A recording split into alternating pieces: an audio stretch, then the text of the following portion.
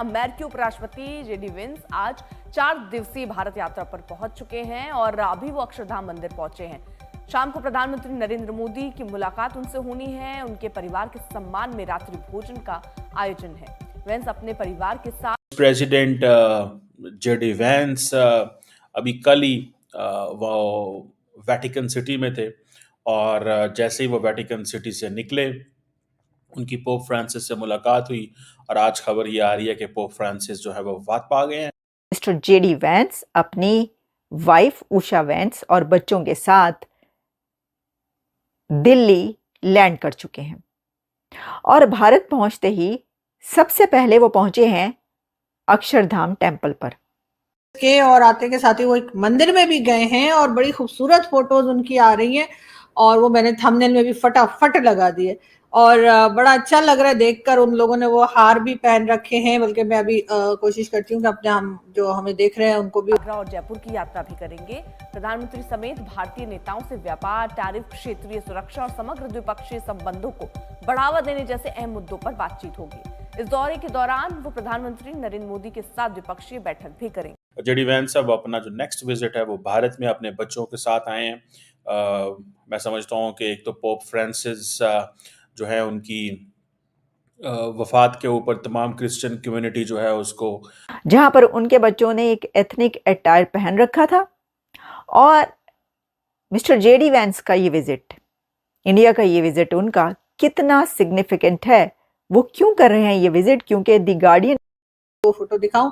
लेकिन आप क्या कहेंगे सर उनके विजिट पे? वैसे कहा तो ये जा रहा है कि वो मोदी जी से ट्रेड के ऊपर और टैरिफ के ऊपर बात करने आए हैं, लेकिन जाहिर है कि मेहमान है आपके और फर्स्ट टाइम आए और क्या कहेंगे आप उनके विजिट को? से जो है वो ताज़ियत है और दूसरा ये है कि obviously JD Vance was lucky कि he was the last person who met the Pope Francis. Obviously ये होता तो है कि आप if you are Christian and आपको मौका मिले वेटिकन जाने का और पोप फ्रांसिस से मुलाकात का, और बड़ी ब्रीफ सी छोटी सी मेरा ख्याल है 2-4 मिनट की मुलाकात हुई, क्योंकि उनकी ज़ाहिर बात है उनकी तबीयत ठीक नहीं थी एंड मेरा ख्याल है कि जो पोप फ्रांसिस है वो नहीं चाहते थे कि मैं इस मीटिंग को ना करूं। तो बहरहाल एक तो मेरी तरफ से तमाम लोगों को ताज़ियत, जो क्रिश्चियन लोग हैं पूरी दुनिया के अंदर, Bharat, Pakistan, wherever they are, और एक तो ये बात। और दूसरा अभी आपको पता है कि जेडी वेंस साहब जो हैं वो इंडिया पहुंचे, दिल्ली पहुंचे उषा वेंस के साथ, और वो पहुंचते ही उन्होंने जो पहला दौरा किया है, जो पहला विजिट किया है, वो मंदिर का किया है। ये आप देख लें कि ये एक बड़ी इंपॉर्टेंट चीज़ है, ठीक है जी। ये आप समझ लें कि ये जो मंदिर है जो उन्होंने अभी विजिट किया है, इंडियंस कहते हैं कि जी ये हमारा बड़ा स्पिरिचुअल हेरिटेज है, ये एक आर्किटेक्चरल ब्रिलियंस है, ठीक है जी। इसको 2005 में इनॉग्रेट किया गया और कहा जाता है कि जी ये जो हिंदू वैल्यूज़ हैं और जो भगवान थे उनका नाम था स्वामी नारायण, ठीक है जी, उनको ट्रिब्यूट। और इस मंदिर की ये जो समझ लें कि ख़ास तौर पे जो खूबी है कि ये पिंक सैंडस्टोन से बना है, वाइट मार्बल से बना है, स्टील और कंक्रीट का इसमें इस्तेमाल नहीं हुआ। There is no usages of steel और कंक्रीट हियर, ठीक है जी। सो वो इसको उन्होंने बड़े अच्छे अंदाज से, और इसके अंदर वो सारी हिंदू स्क्रिप्चर्स वगैरह लिखी हुई हैं और कहा जाता है कि ये लार्जेस्ट कार्व्ड मंदिर है इन 800 सालों के अंदर। और कहा जाता है इसकी कोई जो हाइट है मेरा ख्याल है 25 फुट हाइट है। और JD Vance lands in Delhi for talks on fast tracking trade pact. ये फास्ट ट्रैकिंग ट्रेड पैक्ट क्या है और अक्षरधाम टेम्पल पर उन्होंने क्या किया, इस पर बात करने से पहले आपको ये भी बता दें कि एक और बहुत बड़ी खबर इस वक्त आ चुकी है और वो खबर ये है कि पोप फ्रांसिस इस दुनिया से जा चुके हैं और पोप फ्रांसिस 88 उनकी एज थी और 88 बरस की उम्र में ये दुनिया छोड़कर गए हैं। वो काफ़ी दिनों से बीमार थे, नमूनिया उनको हो चुका था और उनके बारे में खबरें आती रही थी कि किसी भी दिन पोप फ्रांसिस निकल सकते हैं। जा सकते हैं, यानी ये कि उनकी वफात हो सकती है। अब ऐसा हो गया एंड ही डाइड एट 88। लेकिन मैंने इसके ऊपर एक शो किया था। जब इनकी बीमारी की खबरें आई थी तो मैंने शो किया था, कुछ ऐसी प्रिडिक्शंस हैं पोप फ्रांसिस के बाद के पोप की कि जिसके ऊपर बड़ी बात की जाती है। तो वो वाली प्रिडिक्शंस लेकर, और वो क्या कहा जाता है, इतिहास इसके बारे में क्या है, हिस्ट्री क्या बताती है, और कुछ ऐसे इतिहास में लोग थे जो बड़े अहम व्यक्ति माने जाते हैं, उन्होंने कुछ ऐसी बातें की थी नए पोप के बारे में। तो अब जो नया पोप है वो कौन होगा, इसके बारे में है। तो वो प्रोग्राम मैं इसके साथ टैग कर दूंगी, आप देख लीजिएगा।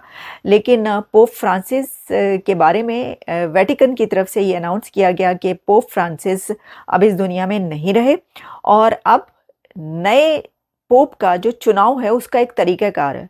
कार्डिनल्स इकट्ठे होते हैं और फिर वो एक चुनाव करते हैं। पहले ही ये बात सामने आ चुकी है कि वो कौन से पोप हैं। क्या वही आगे पोप बनेंगे जिनका नाम आ रहा है? आप मेरा वो शो देखेंगे तो आपको उसका अंदाज़ा हो जाएगा। अब हम बढ़ते हैं उस खबर की तरफ जो कि इस वक्त हर जगह चल रही है।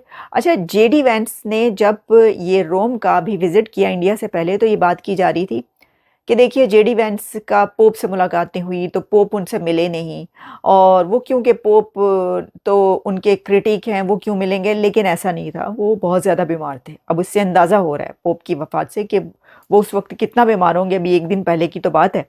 लेकिन जॉर्जिया देखिए, मेहमान ही नहीं है हमारे, तो दामाद भी हैं भाई वो।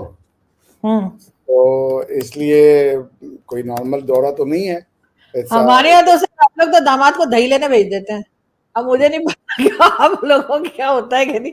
हमारे यहाँ तो वो पुराने जमाने वाला वो दामाद की वो वाली इज्जत नहीं रही। अब हम कहते हैं जा बेटा जाके दही ले आओ, समोसे ले आओ अपने लिए और हमारे लिए भी। आप लोग भी ये करने वाले हैं उनके साथ? नहीं, हमारे यहाँ दामाद की बहुत वैल्यू होती है। हमारे यहाँ भी होती है सर, बेटा ही समझा जाता है एक तरह से फैमिली का। हाँ, तो हमारे यहाँ ऐसे एक होती है ना, बंगाली कल्चर में तो जमाई षष्ठी करके एक स्पेशल डे होता है, और उस जमाई षष्ठी में क्या होता है कि आपको स्पेशल खाना खिलाया जाएगा, आपको पैसा दिया जाएगा, आपको बहुत ज़्यादा सम्मान दिया जाएगा। तो जेडी वांस जी, क्योंकि ऊषा वांस भारत की बेटी है, तो उस हिसाब से वो हमारे तो दामाद हुए। हमारे लिए बड़े सम्मानीय हैं, और अपने परिवार के सहित आए हैं, परिवार समेत आए हैं। तो जेडी वांस जी का स्वागत है भारतवर्ष में। और रही बात कि किस लिए आए हैं, तो ऑफकोर्स बहुत सारे मैटर होंगे, बहुत सारे डिस्कशन होंगे। अभी तो कोई ऐसा है, सच मैंने नहीं पढ़ा कि क्या क्या मेन उनके आइटिनरी का पार्ट होगा डिस्कशन, मगर मेरे ख्याल से सिग्निफिकेंट जो होगा वो होगा रशिया यूक्रेन डील जो है वो सबसे ज़्यादा होगा। ट्रेड में जो चल रहा है, बिकॉज कि आपको पता है एक टैरिफ इम्पोज किया है, हायर टैरिफ इम्पोज किया है प्रेसिडेंट ट्रंप ने, पर इंडिया ने अभी तक कोई रेसिप्रोकल टैरिफ लगाया नहीं है। तो we are just waiting and watching. इसलिए भी बहुत सी मिसकंसेप्शन जो है वो दूर होने की बात है। तो लेट्स सी कि ये टैरिफ वॉर को किस तरफ ले जाते हैं, कैसे टैरिफ वॉर को वो प्ले आउट करते हैं। बिकॉज इंडिया और जो अमेरिका है, ये अलायंस बहुत क्रिटिकल अलायंस है इस पूरे रीजन के लिए, और इसको